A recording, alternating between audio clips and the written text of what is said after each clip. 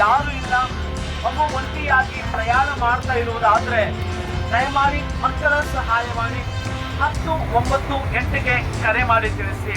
ನಮ್ಮೆಲ್ಲರಿಗೆ ಗೊತ್ತಿರೋ ಪ್ರಕಾರವಾಗಿ ಇಂದಿನ ದಿನಗಳಲ್ಲಿ ಮಕ್ಕಳ ಕಳ್ಳ ಸಾಗಾಣಿಕೆಯ ಒಂದು ಜಾಲತಾಣವನ್ನ ಅಧಿಕವಾಗಿರುವುದರಿಂದ ಮಕ್ಕಳನ್ನ ಕಳ್ಳ ಸಾಗಾಣಿಕೆ ಮಾಡಿ ಮಕ್ಕಳನ್ನ ಕಣ್ಣಾಗ್ಲಿ ಕೈಯಾಗ್ಲಿ ಮತ್ತು ಕಾಲಾಗ್ಲಿ ತೆಗೆದು ಅವರನ್ನ ಅಂಗವಿಕಲರನ್ನಾಗಿ ಮಾಡ್ತಾರೆ. ಯಾಕಂದ್ರೆ ಅವರಿಗೆ ಚೆನ್ನಾಗಿ ಗೊತ್ತಿದೆ ನಮ್ಮ ಭಾರತರು ಬಹಳಷ್ಟು ದಯ ಉಳ್ಳವರು ಎಂಬುದಾಗಿ.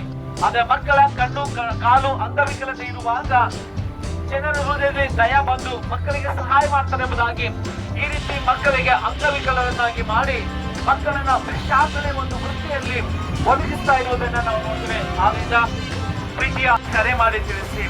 ನಮ್ಮೆಲ್ಲರಿಗೆ ಗೊತ್ತಿರೋ ಪ್ರಕಾರವಾಗಿ ಇಂದಿನ ದಿನಗಳಲ್ಲಿ ಮಕ್ಕಳ ಕಳ್ಳ ಸಾಗಾಣಿಕೆಯ ಒಂದು ಜಾಲತಾಣವನ್ನ ಅಧಿಕವಾಗಿರುವುದರಿಂದ ಮಕ್ಕಳನ್ನ ಕಳ್ಳ ಸಾಗಾಣಿಕೆ ಮಾಡಿ ಮಕ್ಕಳನ್ನ ಕಣ್ಣಾಗ್ಲಿ ಕೈಯಾಗ್ಲಿ ಮತ್ತು ಕಾಲಾಗ್ಲಿ ಕೆಲಸವನ್ನ ಮಾಡ್ತಾ ಇರೋದಾದ್ರೆ ಟ್ರೈನಲ್ಲಿ ಮಾತ್ರವಲ್ಲ, ನೀವಿರುವಂತ ಪಟ್ಟಣಗಳಲ್ಲಿ ಹಳ್ಳಿಗಳಲ್ಲಿ ಮಗುವನ್ನ 18 ವರ್ಷದವರೆಗೆ ಯಾವುದೇ ರೀತಿಯ ಕೆಲಸ ಮಾಡಬಾರದು ಎಂಬುದಾಗಿ ಸರ್ಕಾರದ ಒಂದು ನಿಯಮವಾಗಿರುವುದರಿಂದ ಮಕ್ಕಳ ಭವಿಷ್ಯವನ್ನ ನಿರ್ಮಿಸುವುದಕ್ಕಾಗಿ ದಯಮಾಡಿ ನಾವು ಸಹಾಯ ಮಾಡಿ.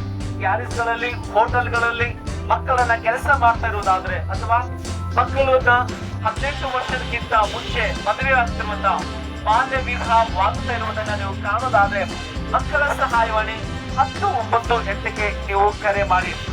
ತಕ್ಷಣವೇ ಸಿಬ್ಬಂದಿಗಳು ಬಂದು ಮಕ್ಕಳಿಗೆ ಸಹಾಯ ಮಾಡುವಂತರಾಗಿದ್ದಾರೆ.